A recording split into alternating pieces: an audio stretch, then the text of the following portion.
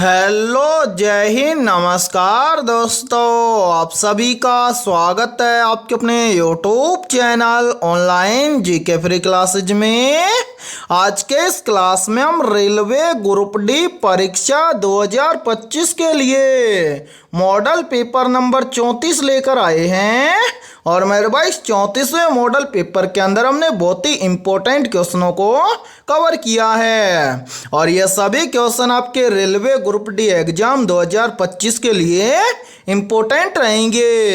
इसलिए इस 34वें model paper को आपको कंप्लीट देखना है और इस मॉडल पेपर के एंड में आपको बताना है कि आपके टोटल कितने क्वेश्चन सही होते हैं। और यदि आप हमारे इस यूट्यूब चैनल से पहली बार जुड़े हैं तो इस यूट्यूब चैनल को कर लीजिए सब्सक्राइब और बेल आइकन को प्रेस करना, ताकि ऐसी शानदार क्लास का नोटिफिकेशन आपको सबसे पहले देखने को मिले।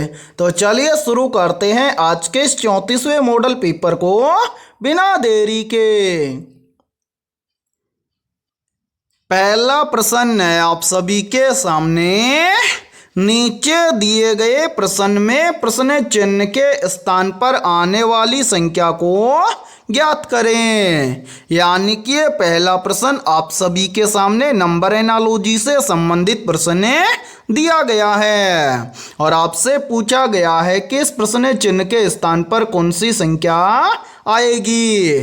और मेरे भाई ये प्रश्न आरआरबी ग्रुप डी एग्जाम 2022 के अंदर पूछा गया प्रश्न है और इस टाइप के प्रश्न आपके एग्जाम की हर शिफ्ट के अंदर लगभग 2 से 3 पूछे जाते हैं। तो इस टाइप के प्रश्न को आप एग्जाम में देखते ही फटाफट से कैसे सोल्व करेंगे तो वो देखिए जब भी इस टाइप का प्रश्न आपको एग्जाम में दिया जाए तो आपको क्या करना है। सबसे पहले आपको यहाँ पर पता करना है कि 363 का संबंध 54 के साथ में कैसे है। यानी कि जिस प्रकार से 363 से यहाँ पर 54 बना है उसी प्रकार से हम यहाँ पर बताएंगे कि 482 से इस प्रश्न चिन्ह के स्थान पर कौन सी संख्या आएगी।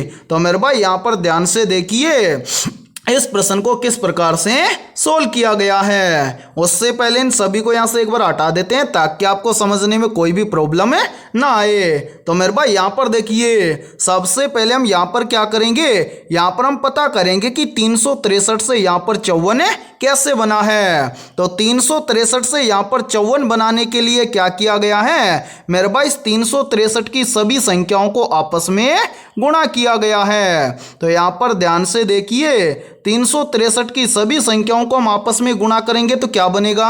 यहाँ पर देखिए 3 और 6 का आपस में गुणा करेंगे तो बन जाएगा 6 तिये 18 और 18 का 3 के साथ में गुणा करेंगे तो बन जाएगा 18 तिये 54। और मेरे भाई ध्यान से देखिए 54 यहाँ पर आप सभी के सामने दिया गया है। अब यही सेम लॉजिक हम लगाएंगे 482 के अंदर और 482 से इस प्रश्न चिन्ह की वैल्यू ज्ञात करेंगे। तो करेंगे क्या मेरे भाई, 482 की भी सभी संख्याओं को हम आपस में क्या कर लेंगे, गुणा कर लेंगे। तो यहाँ पर ध्यान से देखिए 482 की सभी संख्याओं को गुणा करेंगे तो कौन सी संख्या बनेगी। तो सबसे पहले 4 और 8 को गुणा करेंगे तो यहाँ पर बन जाएगा 8 चौक 32, 32 को 2 के साथ में गुणा करेंगे तो बन जाएगा 32 दुआ के 64। यानी कि इस प्रश्न चिन्ह के स्थान पर संख्या भरी जाएगी 64।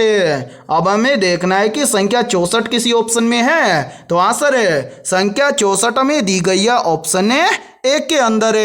तो पहले प्रश्न के अंदर ऑप्शन ए हो जाएगा सभी का करेक्ट आंसर है। तो उम्मीद करता हूं कि जब भी इस टाइप का प्रश्न आपको एग्जाम में दिया जाएगा तो आप फटाफट से सोल्व कर लेंगे, ठीक है। और मेरे भाई यहाँ पर देखिए आप सभी के लिए बहुत ही इंपॉर्टेंट सूचना है।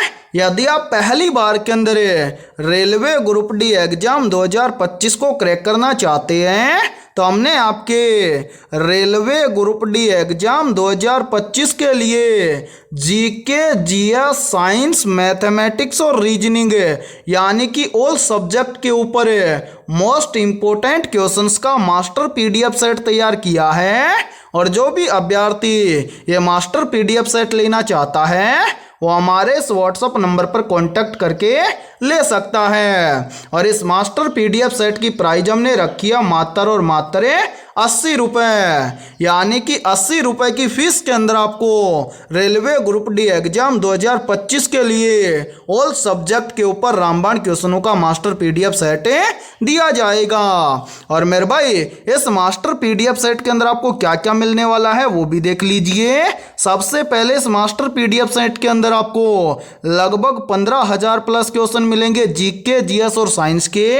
मेरे भाई इसी मास्टर पीडीएफ सेट के अंदर आपको लगभग 5,000 प्लस क्वेश्चन मिलेंगे कंप्यूटर और करंट अफेयर्स के।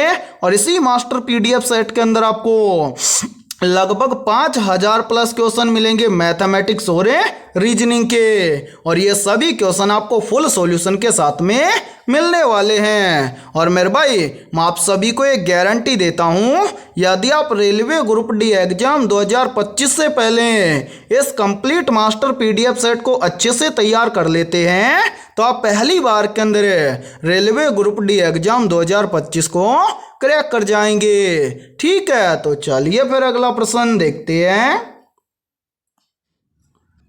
दूसरा प्रश्न है आप सभी के सामने, यदि 6 गुणा 5 माइनस 8 बराबर 43 लिखा जाता है और 8 गुणा 6 माइनस 8 बराबर 58 लिखा जाता है तो 7 गुणा 8 माइनस 6 बराबर क्या लिखा जाएगा। यानी कि दूसरा प्रश्न आप सभी के सामने गणितीय संक्रियाओं से संबंधित प्रश्न दिया गया है। और मेरे भाई आपके एग्जाम की हर शिफ्ट के अंदर इस टाइप के लगभग 2 से 3 प्रश्न पूछे जाते हैं। तो इस टाइप के प्रश्न को आप एग्जाम में देखते हैं, फटाफट से कैसे सोल्व करेंगे तो वो देखिए जब भी इस टाइप का प्रश्न आपको एग्जाम में दिया जाए तो आपको क्या करना है, सबसे पहले आपको यहाँ पर पता करना है कि 6 गुणा 5 माइनस 8 बराबर 43 कैसे लिखा गया है। फिर इसी प्रकार से आपको यहाँ पर पता करना है कि 8 गुणा 6 माइनस 8 बराबर 58 कैसे लिखा गया है। फिर उसी प्रकार से हम यहाँ पर बताएंगे कि 7 गुणा 8 माइनस 6 बराबर क्या लिखा जाएगा। तो मेरे भाई यहाँ पर ध्यान से देखिए इस प्रश्न को किस प्रकार से सोल्व किया गया है। एक बार इन सभी को यहाँ से हटा देते हैं ताकि आपको समझने में कोई भी प्रॉब्लम ना आए। तो मेरे भाई यहाँ पर देखिए सबसे पहले यहाँ पर देखिए 6 गुणा 5 माइनस 8 बराबर 43 कैसे लिखा गया है। तो यहाँ पर क्या किया गया है मेरे भाई, पहली और तीसरी संख्या इन दोनों को आपस में गुणा किया गया है। यहाँ पर देखिए मेरे भाई क्या दिया गया है, सबसे पहले दिया गया है 6 गुणा में 5 माइनस में 8, इसके बराबर में लिखा गया है 43। तो 43 बनाने के लिए क्या किया गया है, सबसे पहले तो पहली और तीसरी संख्या इन दोनों को आपस में क्या किया गया है, गुणा किया गया है। तो यहाँ पर देखिए 6 और 8 को आपस में गुणा करेंगे तो ये बन जाएगा 8 छिके 48।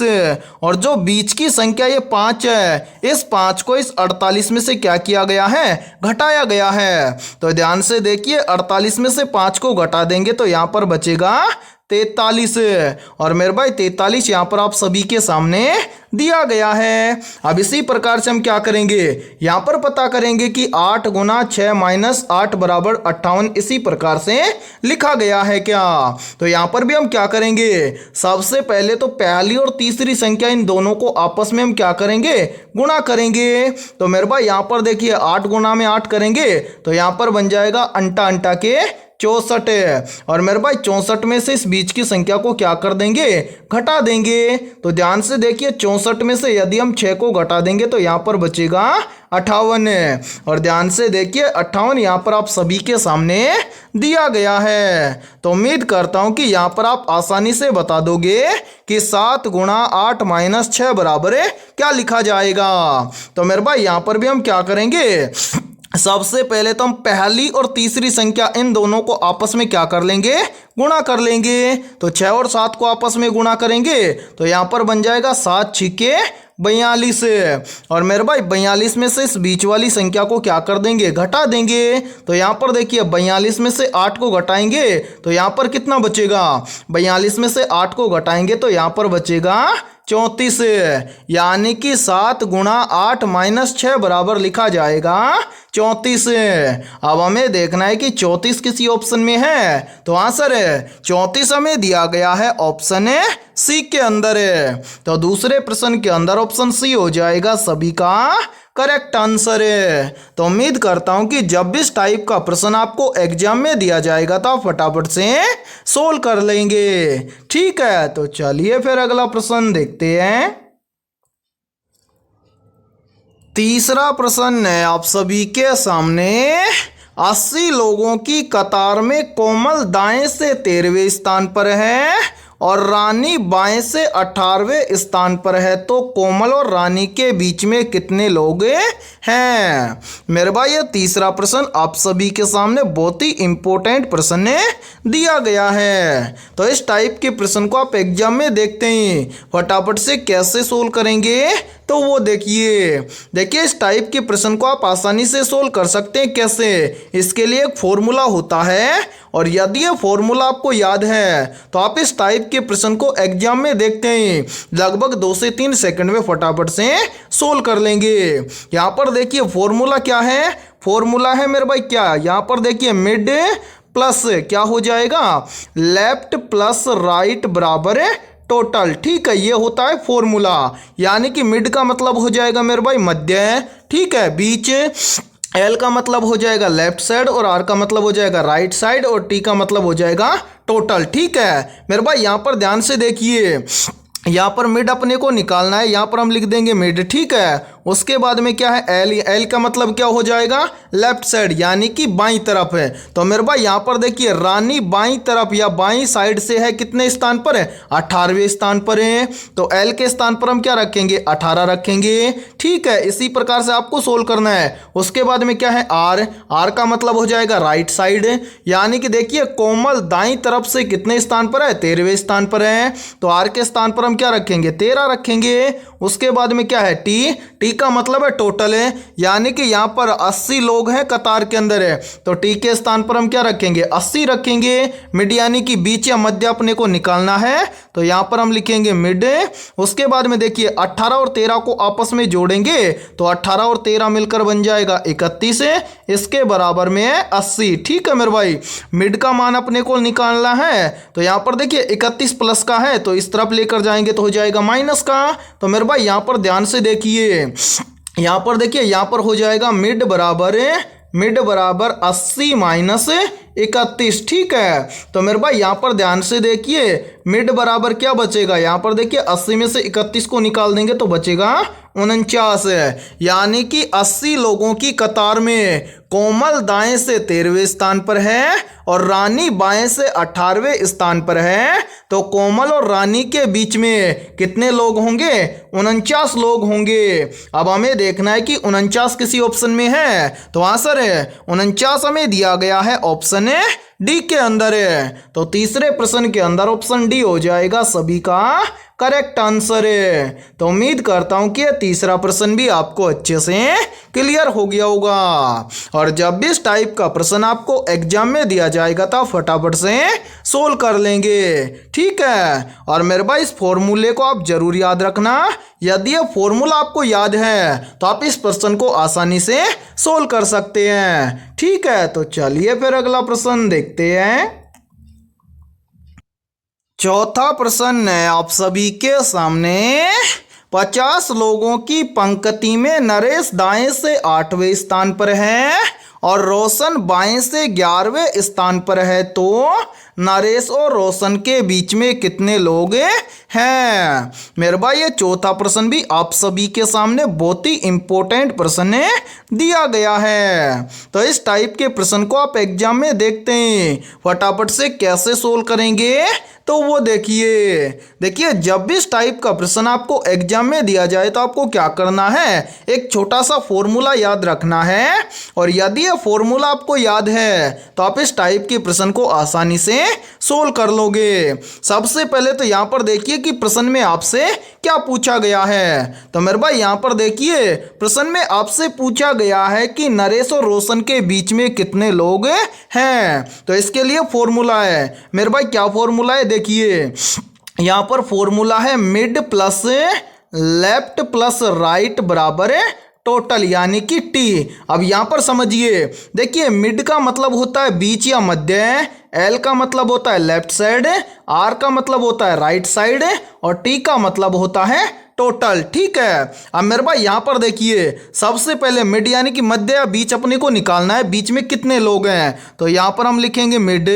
ठीक है, उसके बाद में क्या है एल, एल का मतलब है लेफ्ट साइड यानी कि बाईं तरफ है। तो यहाँ पर ध्यान से देखिए रोशन दिया गया है, रोशन का स्थान दिया गया है बाएं से 11वें स्थान पर है, तो एल के स्थान पर हम क्या करेंगे 11 रखेंगे। उसके बाद में क्या है आर, आर का मतलब हो जाएगा राइट साइड यानी कि दाईं ओर।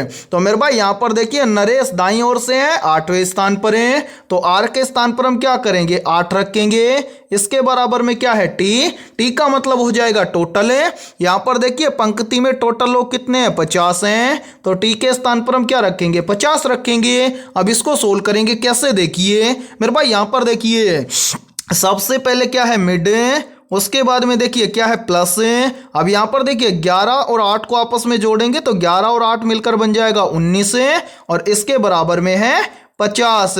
अब मेरे भाई यहाँ पर देखिए मिड का मान हम निकालेंगे और यहाँ पर देखिए 19 क्या है प्लस का है, 19 को इस तरफ लेकर आएंगे तो हो जाएगा किसका माइनस का। तो यहाँ पर इस प्रश्न को मेरे भाई ध्यान से समझिए, यहाँ पर हो जाएगा मिड बराबर 50 माइनस 19। ठीक है, अब मेरे भाई यहाँ पर देखिए मिड का मान आ जाएगा क्या, ध्यान से देखिए 50 में से 19 को निकाल देंगे तो यहाँ पर बचेगा 31 यानी कि 50 लोगों की पंक्ति में नरेश दाएं से 8वें स्थान पर है और रोशन बाएं से 11वें स्थान पर है।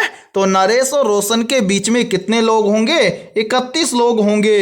अब हमें देखना है कि 31 किसी ऑप्शन में है, तो आंसर है 31 हमें दिया गया है ऑप्शन बी के अंदर है। तो चौथे प्रश्न के अंदर ऑप्शन बी हो जाएगा सभी का करेक्ट आंसर है। तो उम्मीद करता हूं कि जब भी आपको इस टाइप का प्रश्न एग्जाम में दिया जाएगा तो आप फटाफट से सोल्व कर लेंगे। और मेरे भाई आपके एग्जाम की हर शिफ्ट के अंदर लगभग 1 से 2 प्रश्न इस टाइप के पूछे जाते हैं। ठीक है, तो चलिए फिर अगला प्रश्न देखते हैं। 5वां प्रश्न है आप सभी के सामने। ए बी का पिता है, बी सी का भाई है, सी डी का पति है, डी ई की बहन है, ई एफ की माँ है, एफ जी की पत्नी है, तो परिवार में कुल कितने पुरुष हैं। यानी कि 5वां प्रश्न आप सभी के सामने ब्लड रिलेशन से संबंधित प्रश्न दिया गया है। तो मेरे भाई ब्लड रिलेशन से संबंधित प्रश्न को आप एग्जाम में देखते हैं फटाफट से कैसे सोल्व करेंगे, तो वो देखिए ब्लड रिलेशन से संबंधित प्रश्न को आप सोल्व करने से पहले कुछ पॉइंट है जिनको आपको क्या करना है हमेशा याद रखना है। देखिए सबसे पहले ब्लड रिलेशन वाले प्रश्न के अंदर हम क्या करेंगे, जितने भी पुरुष होंगे उनको हम दर्शाएंगे प्लस वाले सिंबल से। ठीक है, और जितनी भी महिलाएं होंगी उनको हम दर्शाएंगे माइनस सिंबल से। इसी के साथ में देखिए मेरे भाई माता और पिता को हम दर्शाएंगे बराबर वाले साइन से। ठीक है, जितने भी भाई और बहन होंगे उनको भी हम दर्शाएंगे बराबर वाले साइन से, और पति और पत्नी होंगे उनको भी हम दर्शाएंगे बराबर वाले साइन से। ठीक है, और बेटा और बेटी होंगे उनको हम दर्शाएंगे डाउन एरो से।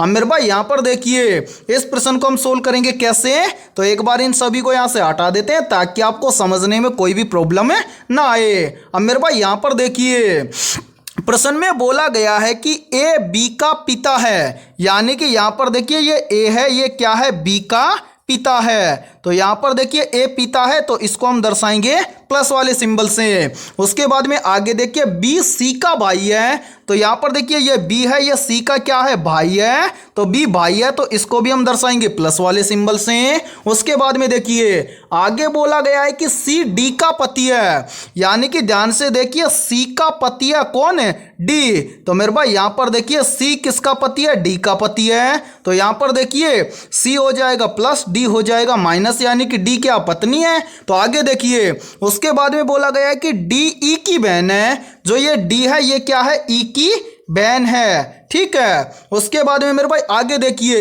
ई ऐप की माँ है, यानी कि ये ई क्या है, माँ है किसकी, ऐप की। तो सबसे पहले ई माँ है तो इसको माइनस से दर्शाएंगे। ऐप की क्या है, माँ, तो यहाँ पर हम लिखेंगे ऐप। ठीक है, उसके बाद में देखिए आगे बोला गया है कि ऐप जी की पत्नी है, यानी कि ये जो ऐप है ये क्या है मेरे भाई, जी की पत्नी है। तो ऐप को हम क्या करेंगे, माइनस से दर्शाएंगे। जी क्या है, पति, तो इसको दर्शाएंगे प्लस से।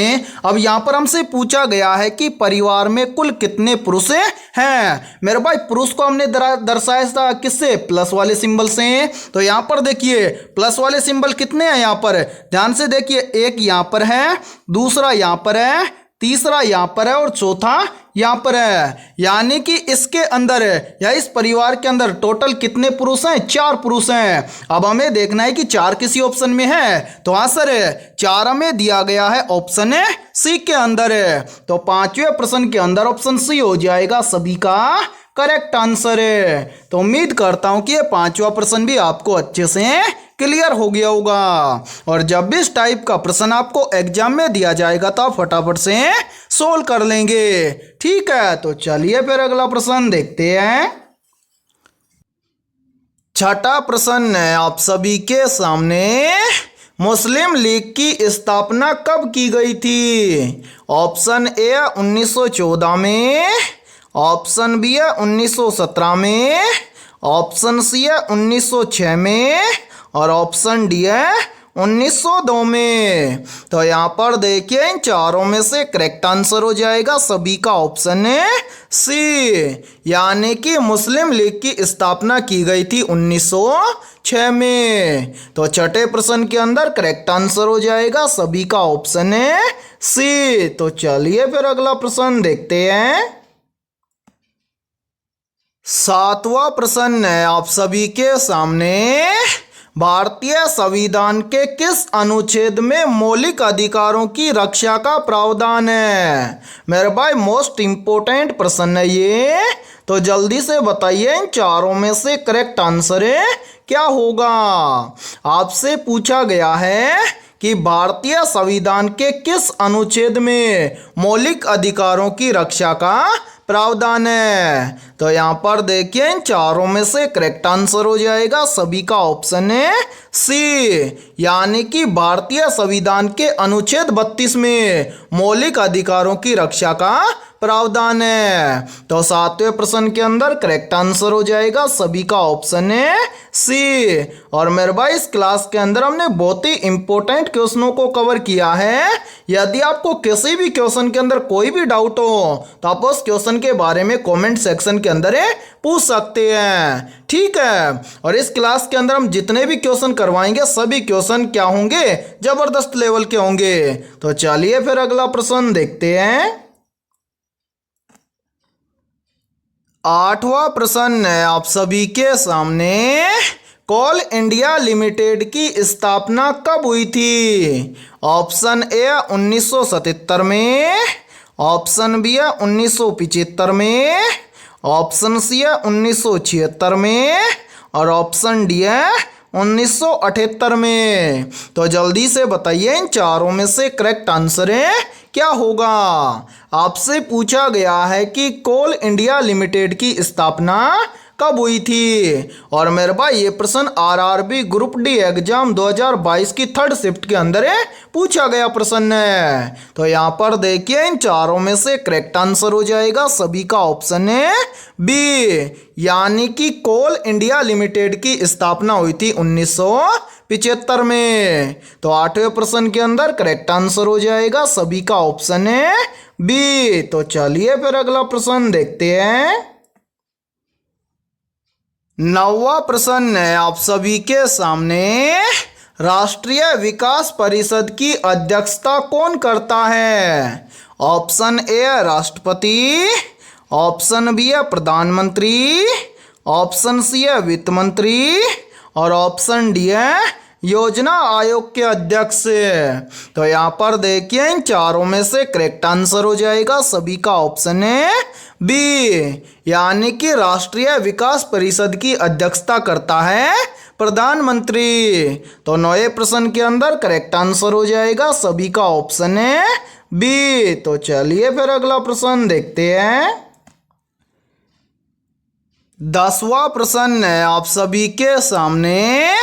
निम्न में से मिसाइल मैन ऑफ इंडिया के नाम से किसे जाना जाता है? मेरे भाई मोस्ट इम्पोर्टेंट प्रश्न है ये, और ये प्रश्न भी काफी बार एग्जाम के अंदर रिपीट होता है। तो जल्दी से बताइए इन चारों में से करेक्ट आंसर है क्या होगा? तो जिस भी अभ्यर्थी ने ऑप्शन बी कमेंट किया है, समझना सभी का राइट आंसर हो जाएगा ऑप्शन है बी, यानी कि मिसाइल मैन ऑफ इंडिया के नाम से जाना जाता है एपीजे अब्दुल कलाम को। तो 10वें प्रश्न के अंदर करेक्ट आंसर हो जाएगा सभी का ऑप्शन है बी। और मेरे भाई यहाँ पर देखिए, यदि ये क्लास आपको पसंद आ रही है तो जल्दी से एक बार इस क्लास को लाइक कर दीजिए, और यदि आप हमारे इस YouTube चैनल से पहली बार जुड़े हैं तो इस YouTube चैनल को कर लीजिए सब्सक्राइब और बेल आइकन को प्रेस करना, ताकि ऐसी शानदार क्लास का नोटिफिकेशन आपको सबसे पहले देखने को मिले। ठीक है, तो चलिए फिर अगला प्रश्न देखते हैं। 11वां प्रश्न है आप सभी के सामने। निम्न में से प्रतिरोध की एसआई इकाई क्या है? Option A coulomb, option B है ओम, ऑप्शन सी है जूल, और ऑप्शन डी है न्यूटन। तो जल्दी से बताइए इन चारों में से करेक्ट आंसर है क्या होगा? आपसे पूछा गया है कि प्रतिरोध की एसआई इकाई क्या है। तो यहाँ पर देखिए इन चारों में से करेक्ट आंसर हो जाएगा सभी का ऑप्शन है बी, यानी कि प्रतिरोध की एसआई इकाई होती है ओम। तो 11वें प्रश्न के अंदर करेक्ट आंसर हो जाएगा सभी का ऑप्शन है बी। तो चलिए फिर अगला प्रश्न देखते हैं। 12वां प्रश्न है आप सभी के सामने। भारत में स्थानीय स्वशासन का जनक किसे माना जाता है? मेरे भाई ये प्रश्न भी आरआरबी ग्रुप डी एग्जाम 2022 के अंदर पूछा गया प्रश्न है। तो यहाँ पर देखिए इन चारों में से करेक्ट आंसर हो जाएगा सभी का ऑप्शन है सी, यानी कि भारत में स्थानीय स्वशासन का जनक माना जाता है लॉर्ड रिपन को। तो 12वें प्रश्न के अंदर करेक्ट आंसर हो जाएगा सभी का ऑप्शन है सी। तो चलिए फिर अगला प्रश्न देखते हैं। 13वां प्रश्न है आप सभी के सामने। प्रथम वित्त आयोग की स्थापना किस वर्ष हुई थी? ऑप्शन ए वर्ष 1950 में, ऑप्शन बी है वर्ष 1951 में, ऑप्शन बी है वर्ष 1949 में, और ऑप्शन डी है वर्ष 1952 में। तो यहाँ पर देखिए इन चारों में से करेक्ट आंसर हो जाएगा सभी का ऑप्शन है बी, यानी कि प्रथम वित्त आयोग की स्थापना की गई थी वर्ष 1951 में। तो मेरे भाई 13वें प्रश्न के अंदर करेक्ट आंसर हो जाएगा सभी का ऑप्शन है बी। तो चलिए फिर अगला प्रश्न देखते हैं।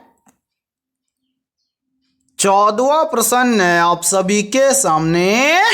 विटामिन B12 की कमी से कौन सा रोग होता है?